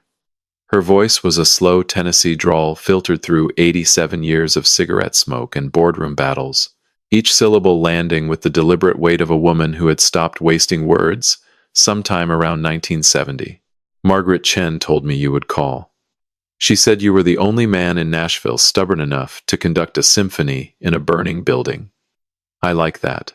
I leaned against my car in the Schermerhorn parking lot, the October sun warming the hood beneath my palm while Big Mama Lancaster's voice crackled through the phone with a clarity that belied her age. Her name was Loretta Lancaster, though nobody in the Tennessee music industry had called her anything but Big Mama, since she founded Lancaster Music Group in 1963, with a second-hand recording console and a handshake deal with 3 unknown country singers who would later become legends. "Mrs. Lancaster," I began, but she cut me off with the efficiency of a woman who had run boardrooms before I was born. "Loretta, or Big Mama, take your pick, and save the formalities for people who have time to waste. I am 87 years old, sitting in a room that smells of antiseptic and boiled peas, and I have been watching my grandchildren dismantle everything I built for the better part of 2 years. So speak plain and speak fast. I spoke plain. I told her about the trust fund, the baton, the forged contracts, the double dip with Diane, the forum attack, and the board meeting I had just survived. I laid it out the way I would lay out a full score, every voice accounted for, every silence noted. She listened without interruption, her breathing steady and measured on the other end, punctuated only by the occasional dry cough that sounded like parchment tearing. When I finished, she let out a long exhale that carried the weight of a woman who had been holding a secret like a loaded weapon, waiting for the right target to aim at. "Your boy bought a seat on a sinking ship, Mr. Donovan," she said, and her voice dropped into a register of stark, unvarnished finality. "And my family sold him the ticket knowing full well the hull was already cracked." She told me everything. Lancaster Music Group had been in receivership since March. The SEC had opened a preliminary inquiry into the company's financial disclosures in January, triggered by irregularities in their catalog valuation reports.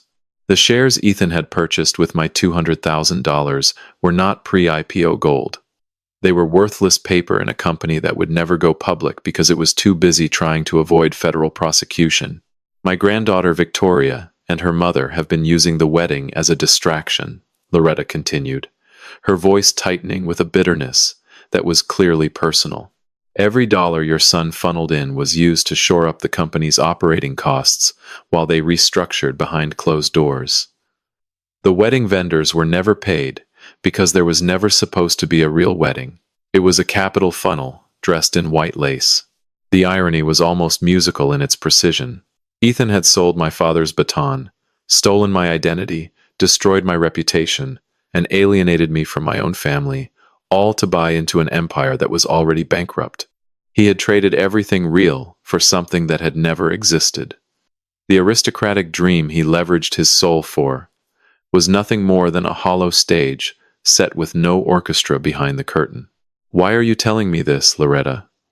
I asked, watching a flock of starlings wheel above the parking lot in a pattern that looked like sheet music written against the sky. "Why now?" "Because they put me in this facility 6 months ago," she said, and for the first time, anger bled through the controlled drawl. "My own daughter-in-law signed the papers, said I was confused, said I was a liability to the brand." "Sound familiar?" She coughed again, then continued with renewed force. "I have been trying to reach someone on the outside who would listen. Your friend Margaret was the first person who returned my calls. She gave me your number last week." I closed my eyes, feeling the sun on my face, and the weight of her words settling into the architecture of my understanding. Two old people, both declared unfit by their own families, both stripped of their legacies to fund a fiction. The parallel was too precise to be coincidental. It was a pattern, a compositional motif repeated across two different families in two different keys, producing the same dissonant result.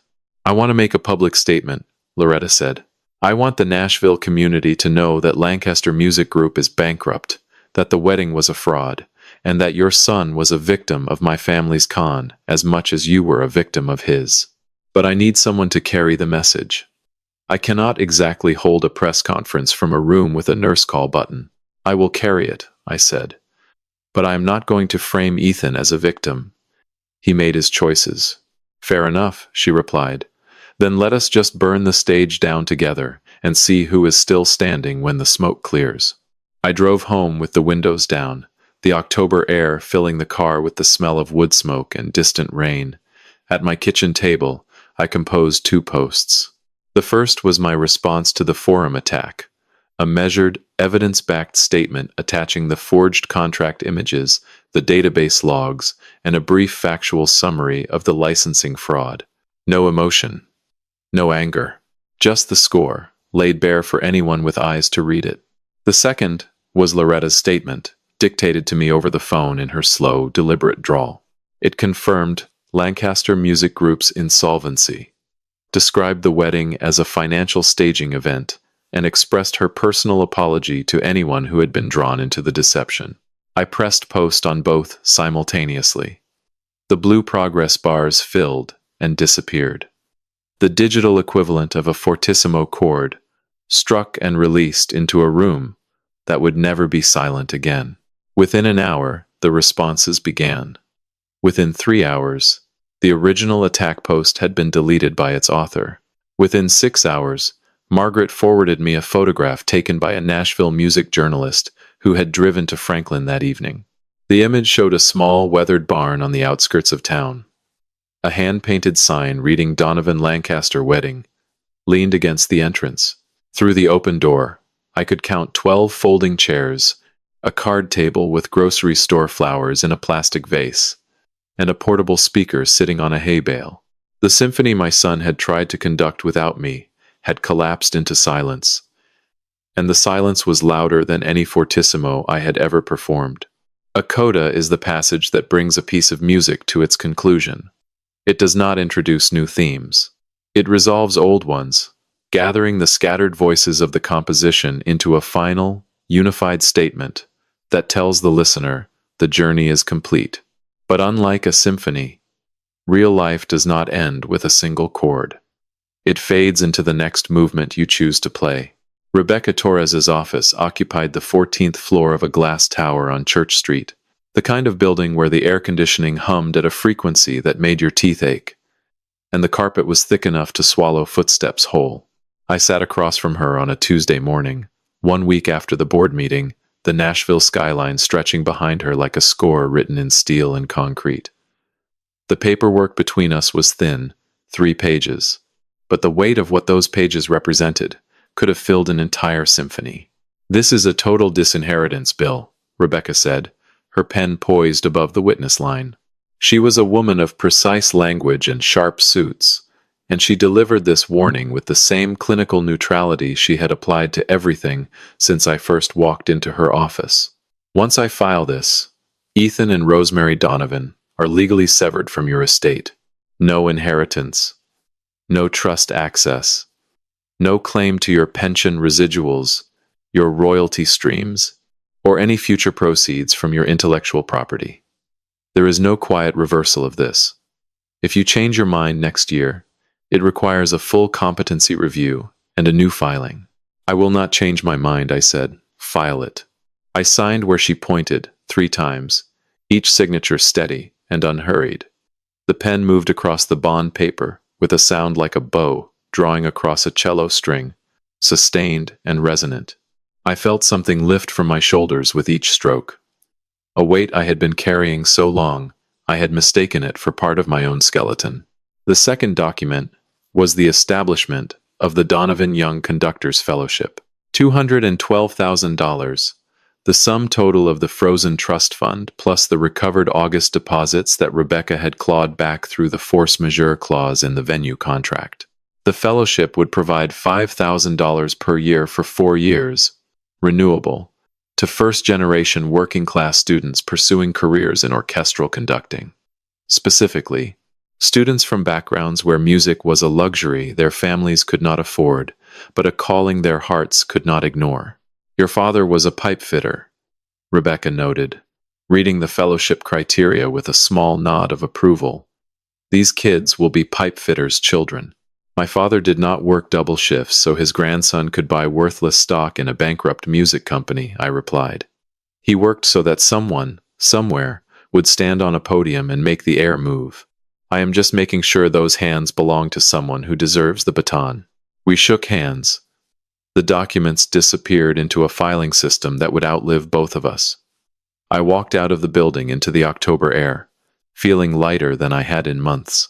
The Nashville street noise, car horns and distant guitar riffs from the Broadway bars sounded different now. Not like a city I was leaving, but like a composition I had finally finished performing. I was halfway to my car when my phone rang. Not a Nashville number, not an Atlanta number, a Texas area code, Austin. I leaned against a parking meter, the metal cold through my jacket sleeve, and answered. Ethan's voice was unrecognizable. Gone was the bright corporate confidence, the brand speak, the polished ease of a man who believed his own marketing materials. What remained was something hollow, stripped down to the subfloor of a personality that had been built entirely on borrowed credibility. "They took everything, Dad." His words came in short, broken phrases separated by the sound of ambient noise I recognized immediately. The echo of a tiled ceiling, the intermittent crackle of a PA system, the distant rumble of diesel engines. He was in a bus station. The shares are worthless. Victoria filed for annulment 2 days after the wedding. Her lawyers said I was a fraud risk. The firm let me go yesterday. Something about reputational liability. I listened to the sound of a man who had systematically dismantled his own father's life, discovering that the empire he had traded it for was made of paper and promises. I waited for the guilt to arrive, the paternal instinct to rescue, the biological override that would compel me to offer a wire transfer or a plane ticket or at least the comfort of pretending none of this had happened. It did not come. What arrived instead was something calmer, a stillness that felt less like coldness and more like completion. I am sitting on a plastic bench in the Austin Greyhound station, he continued, his voice cracking. I have a gym bag and $43. That is everything I own. I sold my phone charger for bus fare this morning. 43. The number landed in my mind like a callback. 43 seconds of voicemail. $43 of consequence. The mathematics of a man who had reduced his father's entire life to a 43-second dismissal, now finding his own existence reduced to the same number. Then you are finally traveling light enough to find your own rhythm, Ethan, I said. My voice carried no anger, no satisfaction, only the flat, honest tone of a man who had already moved past the burning building and was standing in the clearing on the other side. I wish you well. Truly. But I will not be conducting your rescue. You will have to find your own tempo from here. You are just going to leave me here, he whispered. With nothing.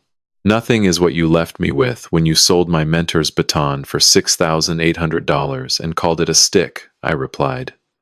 The difference is, I built something from my nothing. That option is still available to you. It just will not involve my name or my money. I ended the call with a gentle press of my thumb, the screen going dark against the October sky. I did not feel victorious. I felt finished. The way a conductor feels after the final note has faded and the house lights come up and the audience begins to remember they are individual people rather than a collective breath. I drove home through streets that were beginning to turn gold with autumn, the maple trees on West End Avenue, shedding their leaves in slow, spiraling patterns that looked like whole notes falling from an invisible staff. When I pulled into my driveway, a courier van was parked at my curb. The driver was already walking toward my porch carrying a box that was larger than I expected, wrapped in plain brown paper with a return address I recognized immediately. Franklin, Tennessee. The Lancaster estate. The box was heavier than it looked, and I knew before my fingers even found the tape's edge that the weight I was feeling was not cardboard or packing material. It was 40 years of music finally coming home. I carried the box inside and set it on my kitchen table, the same table where Rosie had sat trembling, and Tyler had spilled his debts like pennies from a torn pocket. The brown paper crinkled under my fingers as I peeled back the tape, the adhesive releasing with a soft ripping sound that seemed too quiet for the magnitude of what was inside. Beneath the paper was a box made of walnut. Not the original glass case from my studio shelf. Something new. Something crafted with intention. The wood was smooth and dark, polished to a warmth that caught the afternoon light coming through the kitchen window. And on its lid, burned into the grain with what must have been a professional hand, were 2 words. Keep listening. I opened the lid. The ivory caught the light first, a soft cream glow against a bed of charcoal velvet. My hands did not shake when I lifted the baton from its cradle, but something inside my chest shifted like a tectonic plate settling into a new position. The weight was exactly as I remembered. The balance point, 3 inches from the ferrule, exactly where Bernstein had told me a proper baton should pivot. The silver ferrule bore a tiny scratch near the base that I had put there myself in 1991 when I accidentally struck a music stand during a particularly aggressive Tchaikovsky rehearsal. It was mine, not a replica. Not a replacement. The original 40-year-old companion that had been in my hand for every downbeat of my career. Beneath the baton was a handwritten note on cream stationery, the ink a deep burgundy that looked almost like dried wine. The handwriting was shaky but deliberate, each letter formed with the concentration of someone who refused to let age diminish their precision. For the man who conducted the truth when everyone else was playing from a forged score. This ivory does not belong in a glass case in Dubai or a pawn ledger in Manhattan. It belongs in the hand that Bernstein chose. I recovered it the day after your son pawned it. The auction house is run by my late husband's nephew. Some connections outlive the men who made them. Play well, William. Loretta. I stood in my kitchen, holding the baton like a man holding a compass after years of walking in circles. The ivory was warm already, absorbing my body heat the way it always had, becoming an extension of my hand rather than an object held within it. I thought of Bernstein's thick fingers releasing. I thought of my father's calloused palm on my shoulder outside Lincoln Center. I thought of the scratch near the ferrule and the story it told about a younger version of myself who still believed that passion could occasionally override precision. The farewell concert was Margaret's idea. She proposed it 3 days after the baton returned, sitting in my studio with her Earl Grey and her quiet certainty, suggesting that if I was going to leave Nashville, I should leave the way I arrived. On a podium, with the orchestra, with the audience witnessing not a retreat but a deliberate, triumphant final bow.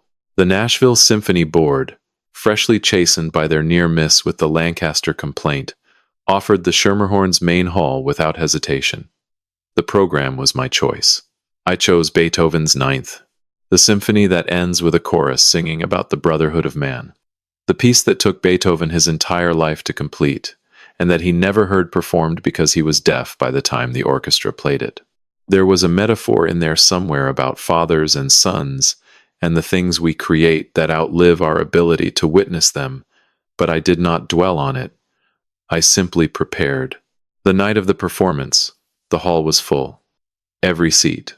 The burgundy velvet of the chairs barely visible beneath a sea of bodies that included musicians, educators, alumni, donors, and in the front row, Margaret Chen, who had traded her violin for a seat in the audience for the first time in 25 years. I stood in the wings, the baton in my right hand, the ivory warm and familiar against my palm. The smell of the backstage was the same as it had always been. Dust, velvet, brass polish, and the faint chemical sweetness of stage makeup. The same smell, from 1986. I walked to the podium. The applause that greeted me was long and sustained, a wave of sound that I let wash over me without acknowledgement, until it faded naturally into expectant silence. I looked at the orchestra, 83 musicians arranged in their familiar constellation. I raised the baton. The hall held its breath, and then we played. I will not describe the performance itself, because some experiences resist translation into words. I will say only that for 70 minutes, I was not a man who had been robbed or betrayed or erased from a guest list. I was simply a conductor, a listener, a man whose hands could still make the air move. When the final chord faded and the chorus released their last note into the charged silence of the hall, I lowered the baton and turned to face the audience. The applause was not immediate. There was a moment, perhaps 2 seconds, of absolute stillness.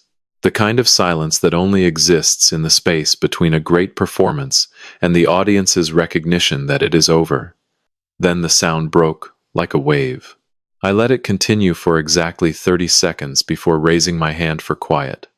The audience obeyed with the discipline of people who had spent decades responding to my gestures from their seats. I have one final announcement, I said, my voice amplified by the hall's natural acoustics rather than a microphone. Tonight marks my last performance as a conductor, but the music does not end with me. I am pleased to announce the establishment of the Donovan Young Conductors Fellowship, funded in perpetuity, for first-generation students from working-class families who believe the podium belongs to anyone brave enough to listen. The second wave of applause was different from the first. It was not for the performance, it was for the promise. I placed the baton on the lectern, the ivory clicking softly against the wood, and stepped back from the podium for the last time. The sound followed me into the wings, a sustained rolling thunder that I carried in my chest like a second heartbeat. In my dressing room, still wearing the charcoal suit that was now damp with the exertion of 70 minutes on the podium, I checked my phone, one notification. An email from the fellowship administrator. Subject line: First application received. I opened it with a thumb that was still trembling slightly from the adrenaline of the performance. The applicant's name was Marcus Rivera, 19 years old, son of an electrician from East Nashville. His essay was titled, "The Night the Air Moved," and it began with a single sentence that made my eyes burn for the first time in weeks. I was 7 years old when my father took me to see a man in a dark suit make 80 people breathe together. The music had not stopped. It had just been waiting for the right ears. There is a frequency in Savannah, Georgia, that does not exist anywhere else on this continent. It is the hum of live oak branches, heavy with Spanish moss, meeting the distant cry of a ship's horn on the Savannah River, blending with the percussion of horse hooves on cobblestone and the soft rustle of palmetto fronds in a breeze that always carries the faint salinity of the Atlantic. It sounded like home before I even turned off the engine. But before Savannah, there was the leaving. And leaving a house you lived in for 30 years is not packing. It is archaeology performed in reverse, burying artifacts instead of unearthing them, sealing each room's memories behind cardboard and heavy-duty tape until the structure becomes just a structure again, empty of everything except the echo of what used to be. I started with Rosie's old bedroom on the second floor.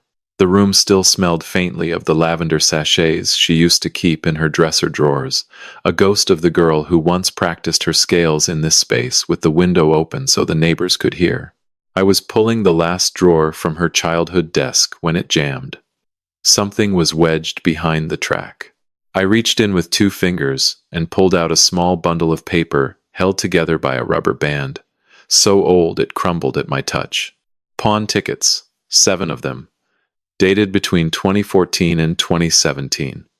Her high school and early college years, a silver bracelet, a pair of pearl earrings that had belonged to her grandmother, a violin bow she told me she had lost at a summer workshop.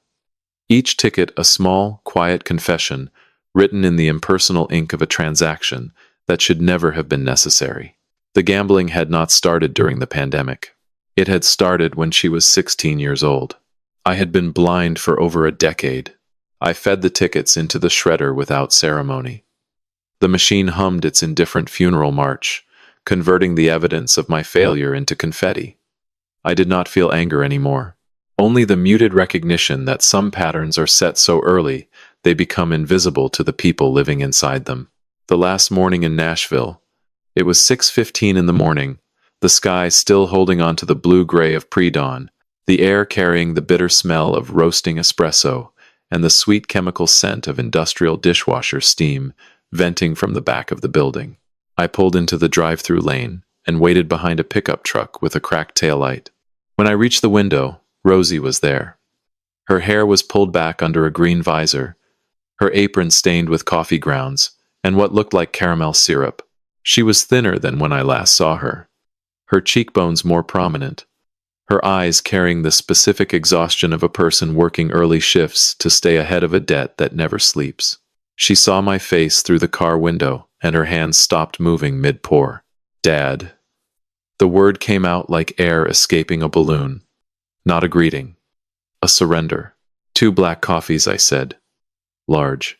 She made them with hands that trembled slightly, the cardboard cups sweating with heat as she passed them through the window.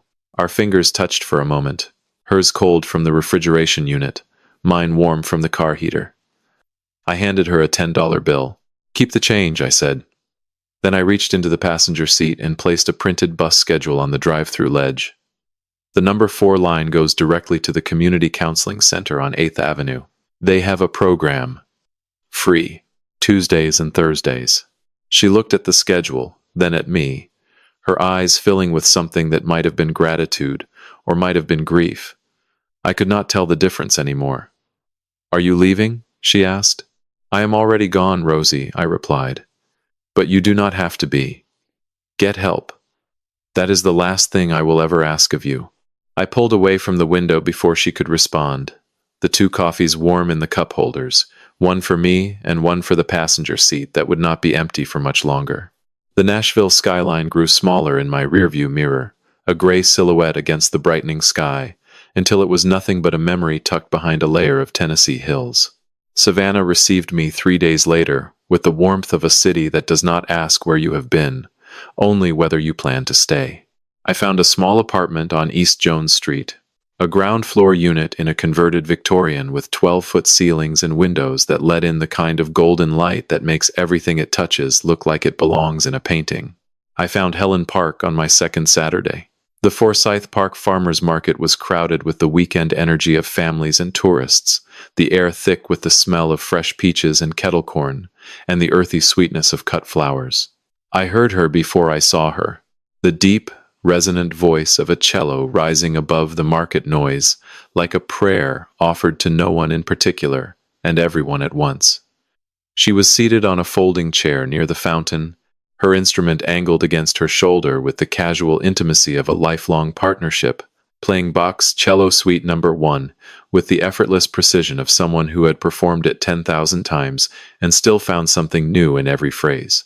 I stood at the edge of her small audience and listened. Her eyes were closed. Her bow moved with a fluidity that reminded me of water finding its path downhill. When the piece ended, and the small crowd offered their applause, she opened her eyes and looked directly at me with the amused recognition of a musician who can spot another musician in any crowd. "You are standing like a conductor," she said. "Feet shoulder width, weight forward, hands ready to shape something. Am I about to be directed?" "Only if you take requests from strangers," I replied. Her name was Helen Park, 59 years old. Retired from the Atlanta Symphony after 22 years in the cello section. She had moved to Savannah for the light, she said, and the fact that nobody here cared whether she played Bach or bluegrass as long as she played with conviction. We had coffee that afternoon, then dinner that week, then a standing Sunday morning where she played and I listened, and the listening felt more like conducting than anything I had done on a podium. The studio opened in January. A small storefront on Bull Street with room for 12 students and a chalkboard where I wrote a single sentence on the first day. "The music is already inside you. I am just here to help you let it out." Helen taught cello on Tuesdays. I taught conducting on Thursdays. The children who came were not prodigies.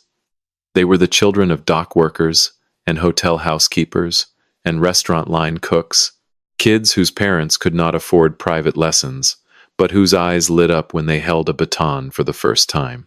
On a quiet Tuesday evening, I finally read Marcus Rivera's full essay.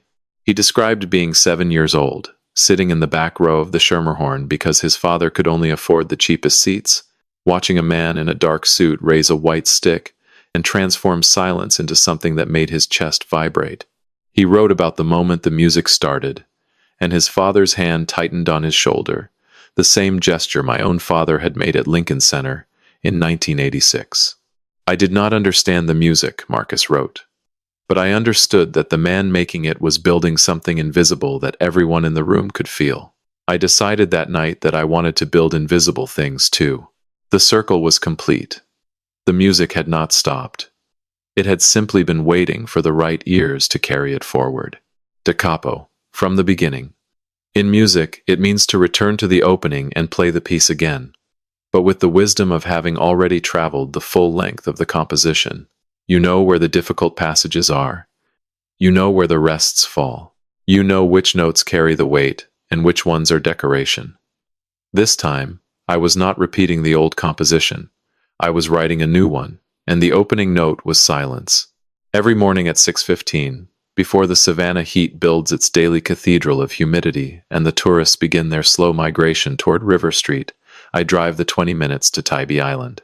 The road cuts through salt marshes where egrets stand like white punctuation marks against the green, and the air thickens with the mineral smell of tidal mud and seagrass.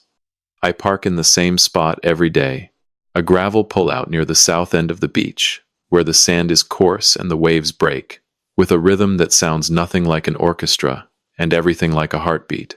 I carry the baton with me, not in a case. In my hand, the ivory warm against my palm before I even reach the shoreline. I stand at the edge of the water, my bare feet sinking into the wet sand, and I raise my arms. The posture is the same one I held for 30 years on the podium, shoulders back, chin lifted, weight forward, ready to shape sound from silence. but there is no orchestra in front of me.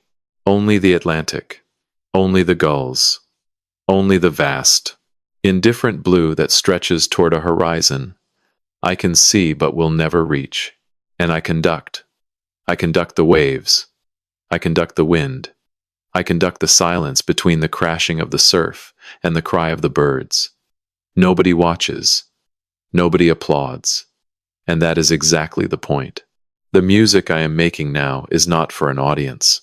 It is for me.